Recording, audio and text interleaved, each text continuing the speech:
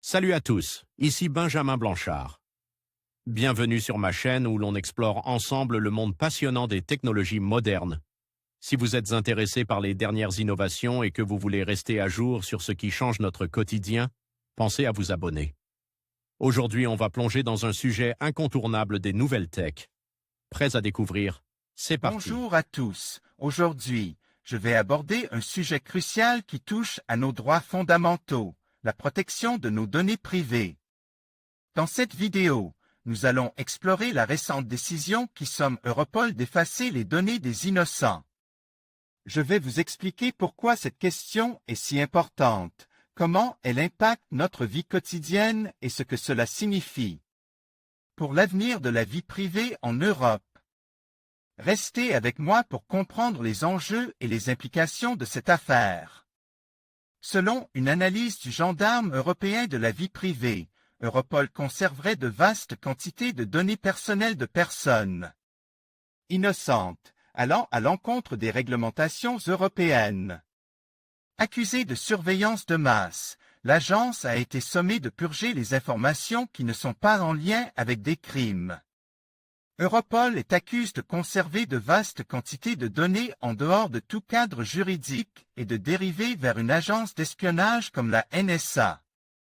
Dans une décision publiée le 10 janvier, le contrôleur européen de la protection des données, CED, assomme l'agence de police criminelle d'effacer toutes les informations d'individus dans ses bases de données qui ne se sont pas impliqués dans des affaires criminelles.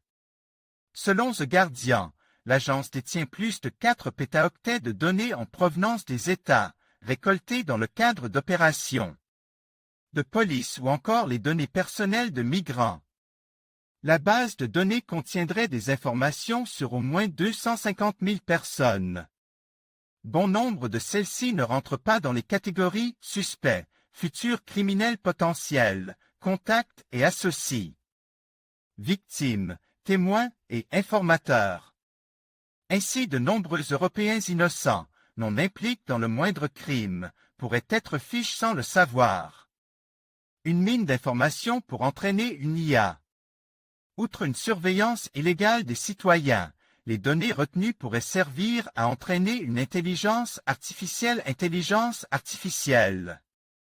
Europol avait déjà signalé son intention de créer ses propres algorithmes grâce à l'apprentissage automatique dès le printemps 2020. Et ceci inclurait la reconnaissance faciale. Après avoir mis le programme en pause en 2021, l'agence a récemment commencé à recruter des experts en IA. Le CEDP a accordé à Europol un délai d'1 an pour mettre de l'ordre dans ses fichiers. Après cette échéance, l'agence devra filtrer les données entrantes dans un délai de 6 mois maximum afin de supprimer toutes les informations non pertinentes. En conclusion, la question des données privées et de la protection des innocents est plus que jamais d'actualité. L'appel à Europol pour effacer les données des personnes non impliquées dans des activités criminelles souligne l'importance de garantir des droits fondamentaux dans un monde de plus en plus numérique.